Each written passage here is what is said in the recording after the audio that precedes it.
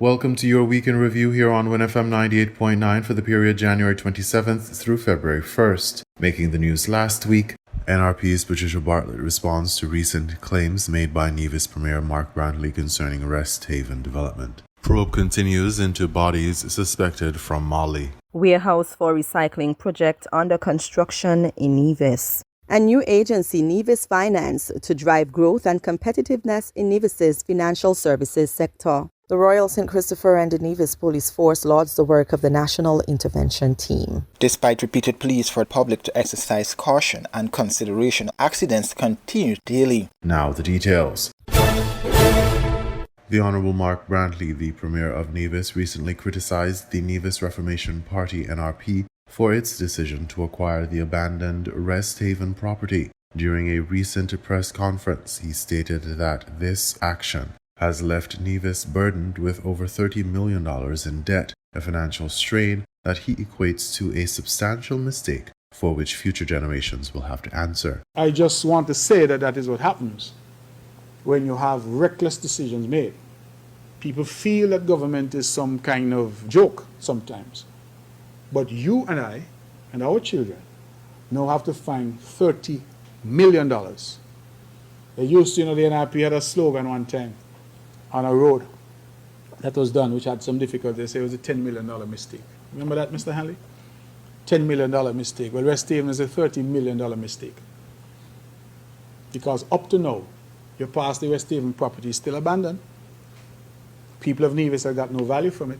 Premier Brantley elaborated on the complexities surrounding the Rest Haven situation in the press conference. He described how his government had to announce a debt of approximately $30 million in their last budget. Brantley clarified that this was not due to new spending, but rather the first formal acknowledgement of debts that had existed but had not previously been fully booked. The Premier pointed out that the issue arose from a long-standing debt associated with Rest Haven Limited, which previously owned the property. That land was mortgaged to Kishu Chandaramani from Rams, who is now deceased of blessed memory, revealing how the debt originated and evolved. Brantley took particular aim at claims made by the NRP, which he accused of misleading the public regarding the origins and management of this debt. He recounted how the property's original valuations and acquisition notices were issued during NRP's governance. Documents from 2007 indicated a public declaration was made during the compulsory acquisition of the property for touristic development. However, Brantley lamented that despite this purported intent, no documented plans have ever emerged to illustrate what such development would entail. The Premier pointed out the convoluted history of legal actions connected to Rest Haven, which saw various valuations over the years and ongoing disputes involving the NRP's previous administration and the heirs of Chandramani. In this back and forth, Brantley outlined how from 2007 to 2013, while the land remained in limbo, the interest on the debt continued to accrue, further complicating the financial landscape. On the 26th of September 2013, now, you see I've jumped now 5 years to 2013. Because what happened, members of the press, is that between the time when the property was acquired in 2007, under the NRP-led administration, and 2013 when government changed, they never settled the amount that was due for compensation.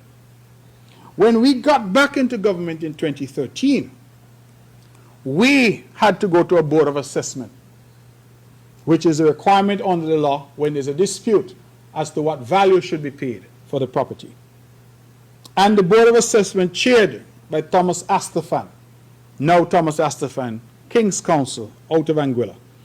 They awarded and said that the property was valued at US $6,362,313.88. They ordered costs against the government, and they ordered that this money, that US $6,362,316.88, attract interest at the rate of 6% retroactive to the time of acquisition. I hope members of the press, you're understanding what I'm saying. So the 6% became payable from 2007. This acknowledgement of debt has resulted in the Nevis government now grappling with immense financial pressures. Brantley particularly criticized the NRP's lack of foresight in handling the acquisition, asserting that it was an ill-considered decision. He posed critical questions regarding the absence of tangible plans or development proposals that would justify the compulsory acquisition of the property. And it's only about 2 acres of property, 2.6 to be precise. And $30 million is the most expensive piece of real estate in the whole of St. Kitts and Nevis. Bad decisions have consequences. In direct response to Premier Brantley's statements, Dr. Patricia Bartlett, candidate for the NRP, addressed the press in an interview highlighting her party's perspective on the situation. Yes, in response to what the Premier has been saying, he has just been trying to cover up the mishandling of the entire thing as it relates to the West Haven property. Bartlett argued that the NRP had initially negotiated a valuation of $3 million for the property, and subsequent management by the current administration led to escalating costs and debts. And so they then settled in 2014 or thereabout for an amount that far exceeded the $3 million that NRP had left there, you know. And so they settled on, I think, $6 million US. But they still did not pay the bill at that point in time, indicating that the settlement had been pushed upward without proper management. She further criticized Brantley's administration for dragging out payments, which inflated the debt due to accruing interest. For a grand total of $27,653,520 is what they ended up paying to settle the West Haven, which they claim was abandoned by NRP, but NRP had no opportunity to settle the bill. Moreover, she argued that had the NRP been given the opportunity, they would have resolved the debt for a mere $3 million rather than the exorbitant amounts that were eventually paid under Brantley's administration. Through her insights, she suggested that the current government's failure to implement developmental plans has stunted job opportunities and economic growth, compounding the challenges faced by the citizens of Nevis. The difficulty has been, though, that CCM has never really wanted to embrace the plans, the initial plans that NRP had left in place, but they themselves didn't have any plans, any alternate plans to at least use the facility to provide for jobs for the people of Nevis, but it could have impacted us, you know, significantly in terms of the provision of jobs for the people, because right now our unemployment rate, even though he's not admitting it, is too high. It's really too high, and we have too many people who are idle and not fully engaged in the process of building the economy. Bartlett lamented the lack of development initiatives that could harness the potential of the West Haven location for tourism, essentially a lost opportunity that further burdens the island's economy. Authorities are continuing with their investigations into the discovery of 19 bodies aboard a vessel in the waters of St. Kitts and Nevis. As details emerge, the case sheds light on the ongoing issue of illegal migration from Africa. The bodies, found in an unregistered and unidentified fishing vessel, were badly decomposed, making identification challenging. However, police confirmed that one is female and another a child. Sources in Mali told WINN FM that the discovery is not surprising, as many people from the region risk their lives on dangerous sea journeys in hopes of reaching Europe. Quote, "We spend millions in local currency to be taken to Europe, particularly France," end quote. One source explained, emphasizing that the Caribbean is not typically the intended destination. The source, who has investigated similar cases, noted that the vessel in question appears to be the typical type used for transporting people to the United States. When traveling to Europe, migrants often pass through Algeria and Italy before taking a train to France. The source added that, quote, "and then, when they are there, they would go to the shoreline, then move on to the UK via boats," end quote. Mali has become a key transit point for migrants from neighboring countries such as Ivory Coast, Gambia and Guinea. The journey is perilous, with migrants crossing deserts, mountains, and waterways to reach their destination. The source noted that, quote, "A lot of them die because they don't know what danger lies ahead. They encounter terrorists and the harsh conditions of the Sahara along the way," end quote. In recent years, several Caribbean nations have reported similar incidents with vessels carrying deceased migrants turning up in their waters. Just last Saturday, the Trinidad and Tobago Coast Guard discovered a vessel with 5 badly decomposed bodies. St. Kitts and Nevis' Prime Minister Dr. Terence Drew expressed sorrow over the incident, stating that, quote, "We recognize the gravity of this situation and affirm our commitment to cooperating fully with regional and international partners to determine the circumstances that led to this unfortunate loss of life. At this time, we encourage patience as authorities work diligently to gather further details," end quote. He reassured the public that St. Kitts and Nevis will handle the situation responsibly and with dignity. Quote, "The government of St. Kitts and Nevis remains steadfast in its humanitarian values and will continue to work with all relevant stakeholders to ensure a responsible and dignified approach to such matters," end quote. The Nevis Solid Waste Management Authority is building a warehouse at its Long Point site to facilitate the recycling project. Premier of Nevis Mark Brantley expects the construction to be completed in May. According to Brantley, the warehouse will help make the recycling of plastic and harder-to-recycle waste more seamless. Work has begun at the Nevis Solid Waste Management Authority to construct a warehouse as part of the St. Kitts and Nevis recycling project that is being conducted in partnership with Taiwan's ICDF. The construction is expected to conclude in May, and the facility will house recycled plastic bottles, aluminum cans, and cardboard. A new baler and truck will also be bought as part of the second phase of this project. Nevis exported 2 40-foot containers of plastic waste off the island in 2024, the first initiative of its kind in the island's history. This is a project, members of the press, that we are very proud of here on the island of Nevis. Because since we've introduced this project in partnership with Taiwan, we have already shipped 2 40-foot containers of baled plastics off the island. We all understand plastics are a problem. They are not just an island problem, a national problem, a regional problem. They are a global problem. And plastics getting into the ocean causes a number of problems, including difficulties for our food supply. And so, Nevis is doing its part in partnership with Taiwan, and we have already shipped 2 40-foot containers of baled plastics off this island. This investment, again by Taiwan, partnering with us, will afford us the opportunity to do even more. We encourage one and all to get on board and to recycle and to ensure that we deal with our garbage responsibly. Brantley encouraged all residents to make a real difference to their environment by partaking in the recycling project and managing their waste responsibly. As part of the plastics recycling scheme, individuals were urged to gather plastics, take them to the Solid Waste Authority, or drop them off in plastic bins provided around the island to be sorted for exportation. Climate change remains the biggest challenge to food security in the region, as highlighted in the 2024 Regional Overview of Food Security and Nutrition. The report identifies Latin America and the Caribbean region as the second most exposed region in the world to extreme weather events, emphasizing the urgent need for climate resilience.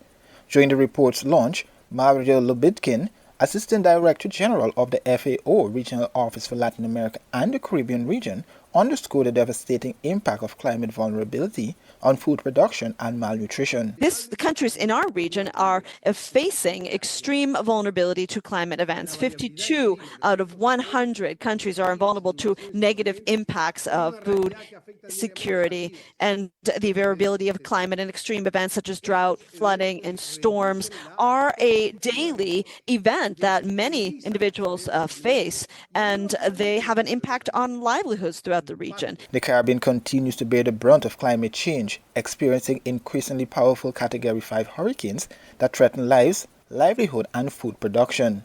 Territories like Grenada and St. Vincent and the Grenadines have faced significant agricultural losses due to extreme weather, highlighting the region's vulnerability. These events negatively impact agricultural productivity. They bring about a situation of instability for value chains and food chains, and they have an impact on structural aspects such as conflict and economic crisis, inequality, and limited access to healthy diets. Locally, Miguel Fleming, Permanent Secretary in the Ministry of Agriculture, recently addressed the effects of climate change in the sector, noting that it disrupts crop production. You spoke about climate change. Production in the outdoor is always a challenge, and we have since repaired a number of structures, greenhouse structures, and we are set to repair a number of additional structures. So I think this is very important to look at the existing facilities that we have to bring them back into operation so that farmers can, duly reap their rewards. The fisheries sector has also been impacted by climate change, prompting fishers to adapt new fishing practices or to go further out to ply their trade. These challenges are not unique to the Caribbean region, but are felt across the globe. While extreme weather events directly impact food production, the crisis is worsened by structural issues.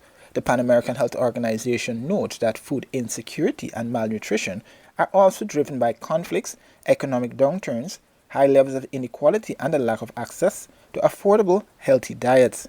A threat to food and nutritional security in the region. This is the context, and here we are launching 2024 Outlook, which really underscores the urgent need to become more resilient, have our food systems, agri-food systems more resilient in order to better face climate variability and extreme events. Now, the report also underscores a third area and refers to the importance of implementing a comprehensive response based on policies and decisive action to strengthen our agri-food systems capacity, to make them more resilient so that we can be a step ahead, prevent, absorb, adapt, and transform in a positive, effective fashion the food security, the agri-food systems in order to better absorb the risks. Between 2019 and 2023, countries affected by climate vulnerability and extreme weather saw a 1.5 percentage point increase in undernourishment. These figures underscore the urgent need for adaptation strategies to protect food security and improve resilience in vulnerable communities. Authorities are working to piece together the details of how a vessel carrying 19 badly decomposed bodies ended up drifting along the coast of Nevis. On Wednesday, the Coast Guard was alerted to a vessel floating near the island. Upon investigating, they discovered the decomposing bodies. Initially, officials reported 12 bodies, but by late Wednesday evening, that number was revised to 19. The bodies were in such an advanced state of decomposition that officers were unable to determine the gender of all of the individuals. However, as of press time, the police confirmed that one of the deceased was a female and that a child was among the victims. Law enforcement officials found documentation suggesting that the individuals may have originated from Mali, a landlocked country in West Africa. This is the second instance in recent days. On Saturday, the Coast Guard in Trinidad and Tobago discovered a fishing vessel containing 5 decomposed bodies. While attempting to tow it to port, the vessel broke free and drifted away. Deputy Commissioner of Police Cromwell Henry told reporters on Thursday morning, quote, "Based on the extent of decomposition, we conclude that the vessel was at sea for several days and all occupants were deceased before the vessel entered our territorial waters. But we have not ruled out any possibility. As usual, we solicit the assistance of the public to say something if you see something," end quote. There is a growing trend in which migrants from Africa embark on perilous journeys across treacherous waters, hoping to reach Europe in search of a better life. The Health Promotion Unit within the Ministry of Health in Nevis is reminding parents that hand, foot and mouth disease is highly contagious as the number of diagnosed cases continues to rise on the island. In recent weeks, the Federation has reported an increasing number of cases, primarily affecting children. There is, ladies and gentlemen, currently an outbreak, I'm sad to say, of hand, foot, and mouth disease in the Federation. In Nevis, we have had 32 known cases, 19 males and 13 females. The disease typically causes painful sores on the hands, feet, and mouth, which can be uncomfortable and distressing for young ones. The symptoms include fever, mouth sores, and rash on hands, feet, and sometimes buttocks. Even though children are usually affected, we are encouraging everyone to wash your hands often for at least 20 seconds with soap and water. Disinfect surfaces using chlorine-based disinfectants. Cleaning regularly to disinfect toys, doorknobs, switches, countertops, and other highly touched areas. Avoid close contact where possible. Practice good hygiene. And I notice that some people now are choosing to wear a mask. Premier Mark Brantley has urged residents to take precautions to protect themselves and their children, emphasizing that kids are typically in close contact with each other, making the spread of the HFMD more likely. Whatever you can do to protect yourself. We are accustomed to this from COVID. It taught us what we needed to do to protect ourselves from these types of respiratory and gastroenteritis that affect our gastric system or our respiratory system. And so I encourage you to do that. I should tell you that the Ministry of Education has been responsive. We have sadly had to close 2 preschools for 2 days, 2 government preschools, I think the Combermere and Ines France. We had also had to close a private preschool as well. All of them have since reopened, but when we closed, we did a deep clean and we ensured that the area was prepared. The Ministry of Education is working very closely with the Ministry of Health. As we know, this disease, hand, foot, and mouth disease, is predominant in children. It can affect adults as well, but it's predominant in children. And children, as we know, they play with each other, they touch each other, they cough, they do all of these things. And so we are encouraging the parents to be proactive. When we find children who are tested positive, we send them home, we ask their parents to try to isolate them at home, and they are only reintegrated into the school population once they've been cleared by our medical team. He also expressed concern that some parents are knowingly sending their sick children to school, further increasing the risk of transmission. Having said that, members of the press, members of the public know that I have always implored our people to be responsible. And I was quite dismayed to have reports that some parents, even knowing that their children have this disease, have nevertheless sent their child to school. And their argument is that they have no one to keep the child. I am saying to you that your child is your responsibility. People may not want to hear me say it, but your child is your responsibility. It is nobody else's responsibility. We have them, we have a duty to take care of them.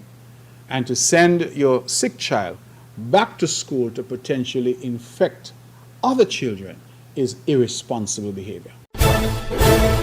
The growth of the financial services sector is an integral part of Nevis's economy and development, explained the Premier of Nevis, Mark Brantley, at his January 28th press conference. According to the Premier, the government is consulting on introducing a new agency called Nevis Finance to help boost the marketing efforts of the Nevis international financial services sector and make it a more attractive hub for businesses seeking to operate within the sector. Nevis Finance is also expected to ensure Nevis's status as a powerhouse for financial services in the region.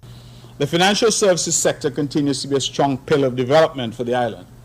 There has been a steady increase in new business registrations, and we now have 46 trust and corporate service providers that currently operate in the sector. We have seen an increase in the revenue collected from the sector, which was up by $1.29 million to $16.88 million in 2024. Marketing this sector, you would agree with me, is critical. And so, I'm here to announce that very early this year, we intend to create a special agency called Nevis Finance to champion the marketing efforts. This agency will replace the Nevis Financial Services, the Nevis Financial Services sector marketing efforts on par with some of the other jurisdictions in the region. In establishing this agency, we intend to recruit a chief operations officer to run the agency, and we intend to have closer collaboration with the private sector. The Nevis financial services sector had seen a decline in 2019, but the Premier gave notice that decisions would be made to address the situation. Assistance was solicited from the Caribbean Regional Technical Center to conduct a high-level review of the regulatory and supervisory frameworks for international banks in Nevis, including a review of the regulations and legislations. Upon completion of the review, the legislations were amended to incorporate the recommendations made by the Caribbean Regional Technical Center. The amendments sought to ensure that the financial services industry in Nevis remains current, modern, and competitive. The Nevis Business Corporation Amendment Bill 2023 and the Nevis Limited Liability Company Amendment Bill 2023 were passed in the Nevis Island Assembly on August 24, 2023. Meanwhile, the Society for Trust and Estate Practitioners, STEP, will host a Caribbean conference in May 2025 at the St. Kitts Marriott Resort, where financial experts will come together to discuss matters pertinent to the sector and showcase what the financial services sector has to offer on the island of Nevis. Also, as part of our marketing efforts, in May of this year, the Society for Trust and Estate Practitioners, STEP Nevis branch, will be hosting the STEP Caribbean Conference on May 15th to 16th at the Marriott Resort in St. Kitts. And before you ask the question as to why Nevis STEP is hosting a function at the Marriott Resort, it's because we're told that the only other resort that could have accommodated is the Four Seasons, and they're full during that time. And so we have no difficulty. We're taking that business to the Marriott in St. Kitts. It is one federation after all, and we anticipate an excellent conference, May 15 to 16. And of course, there will be activities on Nevis as well. We are partnering with STEP, and I would want you to know that we had to compete to host this conference, and so Nevis was successful in attracting this conference. I want to put on record my thanks to Helen Lewis, who is a STEP member emeritus. She will coordinate our efforts on this, and we are very grateful that STEP, this prestigious organization, will be hosting this conference here. It gives us certainly an opportunity to showcase what financial services is offering on the island of Nevis. The conference follows the 40th anniversary of the Nevis International Financial Services sector, celebrated in 2024.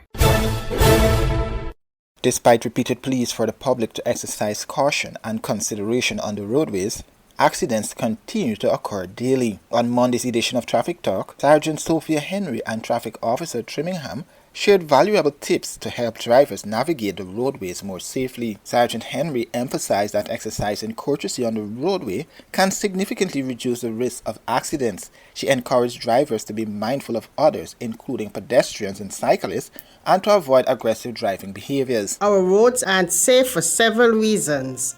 Distracted drivers, road rage, yes, poor roadways, and so much more. These are our best tips on how to be a courteous driver, whether you're on the highway or a residential area.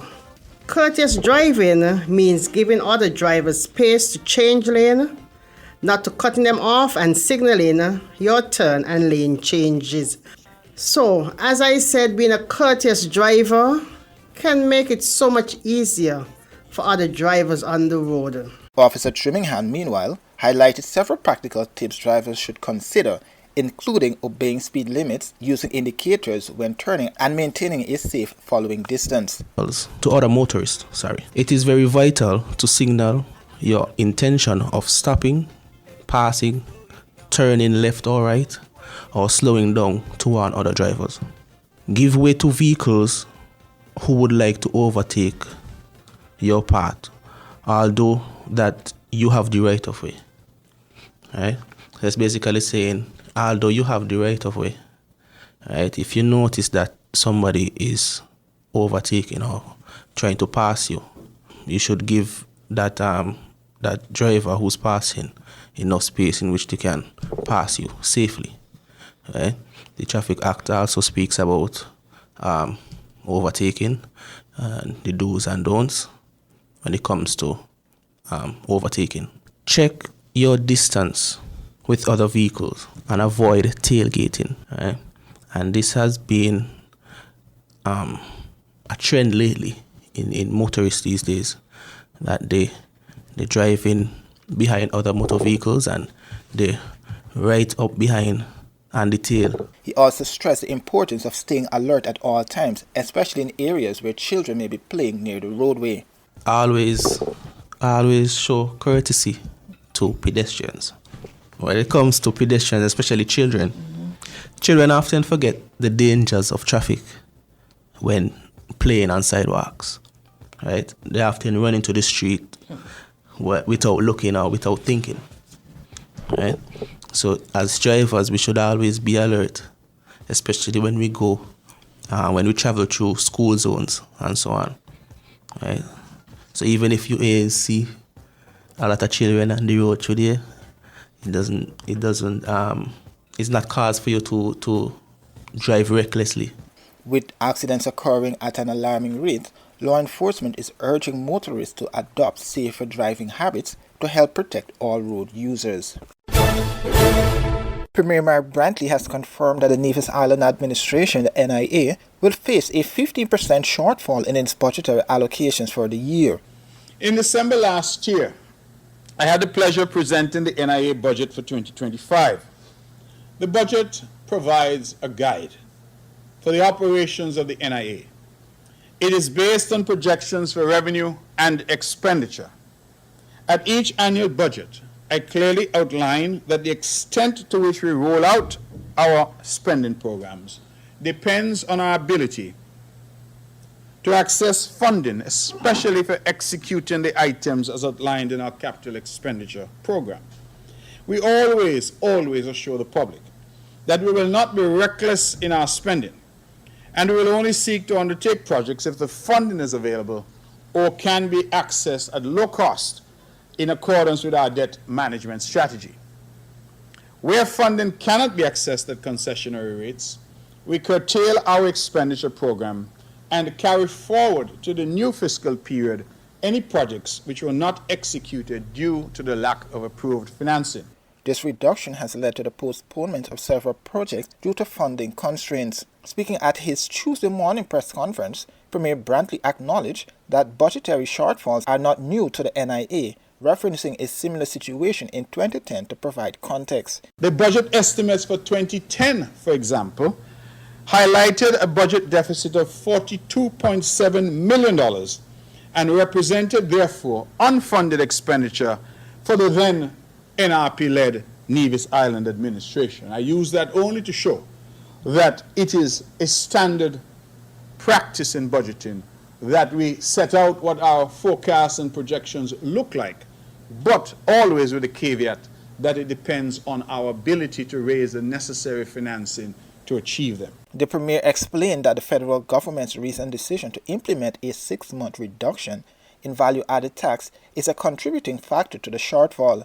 The VAT rate was reduced by 4% from 17% to 13%, as announced by Prime Minister Dr. Terence Drew. This change came after the NIA had already presented its annual budget, leaving the local government to grapple with the unexpected financial impact.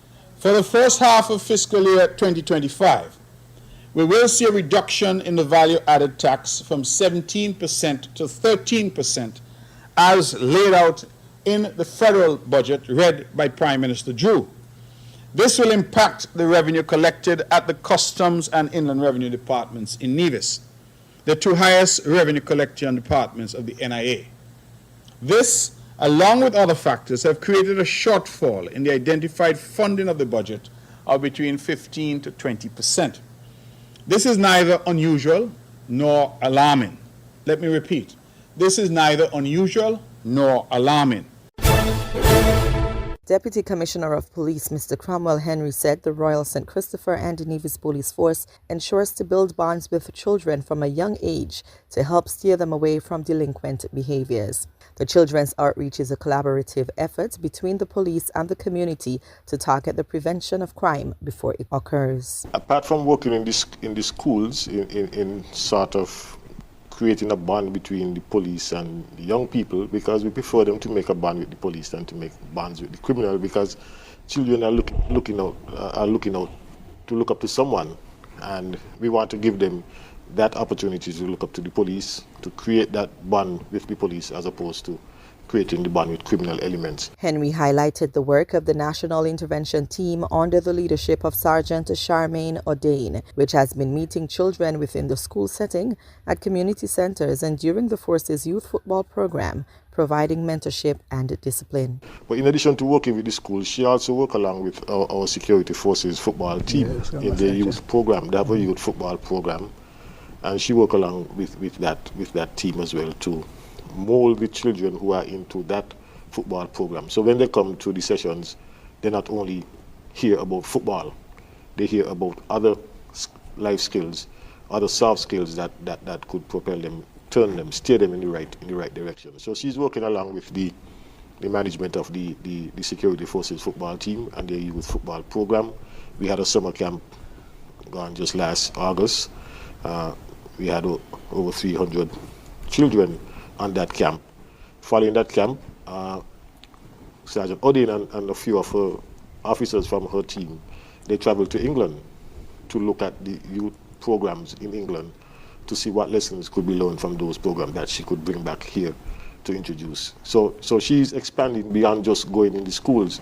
She's going into the communities. The National Intervention Team meets with children ages 5 to 17 on Mondays at the McKnight Community Center, Tuesdays at the St. Peter's Community Center, and Thursdays at the Newtown Community Center and the Joshua Obadiah Williams Primary School in St. Kitts from 4:30 to 6 p.m. The National Intervention Team Youth Club also meets in Nevis on Wednesdays at the St. Thomas's Primary School between 4:30 to 6 p.m.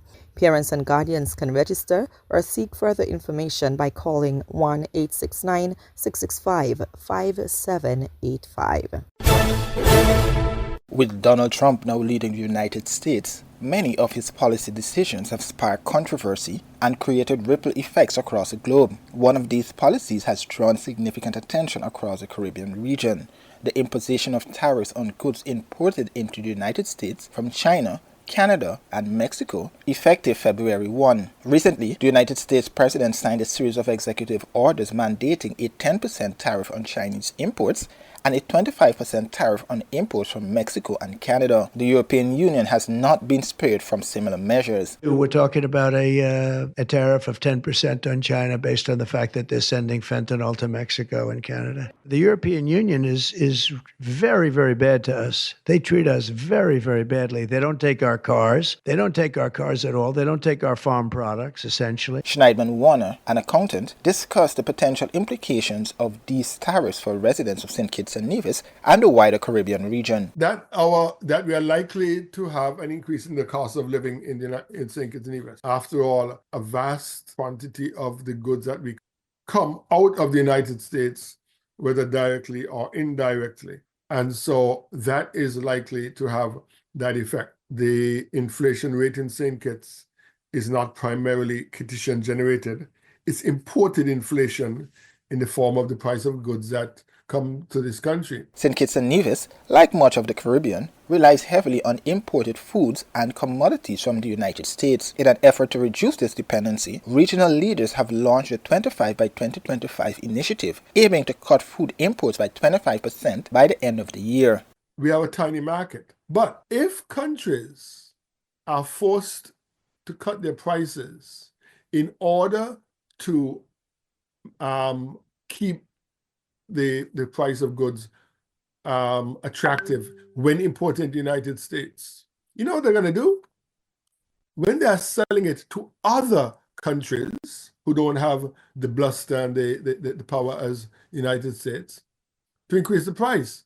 So something that they're willing to sell to the United States for $100, when they add a 25% tariff on it, it enters the United States at $125.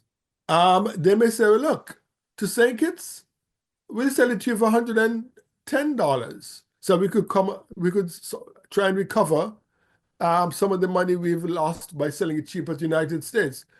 And it's not just St. Kitts. To other countries in the world, it's quite possible that they may sell their goods at a higher price in order to recoup some of their costs.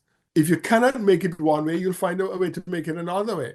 It is not practical to simply move manufacturing as Donald Trump is suggesting. If you want our markets, bring your factories here and let them manufacture the goods here. Warner shared these insights during a recent edition of Inside the News.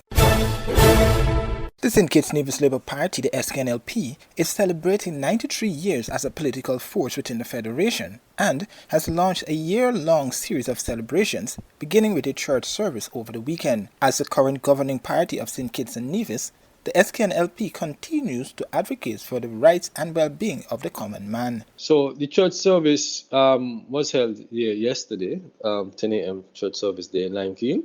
That service, of course, all the comrades, senior leadership of the party and government, in particular the ministers, the cabinet of ministers, would have been there. All there for the purposes of celebrating and looking at our history, kind of a remembrance kind of service at the same time. And also we had with us a number of the branches who had a representation. So we have our branches, our branch executives and general support and members out there attending and in their numbers. Meshach Alford. While the SKNLP has yet to release its official calendar of activities for the year, it is confirmed that the annual party convention and the Labor Day rally will be held as part of the celebrations. This is a usual practice, as I would indicate. It's one of those things where we kind of pay in some small way some homage to our forefathers in a sense as it relates to the party and its genesis, as though where the party would have come about since around 1932.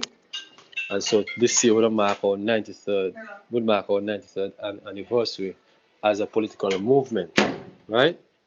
And so with that in mind, each year, we always try to commence with a church service in that regard, in that light. The topic being preached on was basically about faithfulness, faithfulness to God, faithfulness to country, faithfulness to party, and faithfulness to people or members. And so I think it's a message that was well received. Even the comments of the pastor himself, the spirit of the people, the spirit of the congregation, the spirit of the members there shows that they were fully in tune with that message and they understood it as it was presented and put forward. You were listening to the Week in Review here on WINN FM 98.9. Thank you for listening and have a productive week.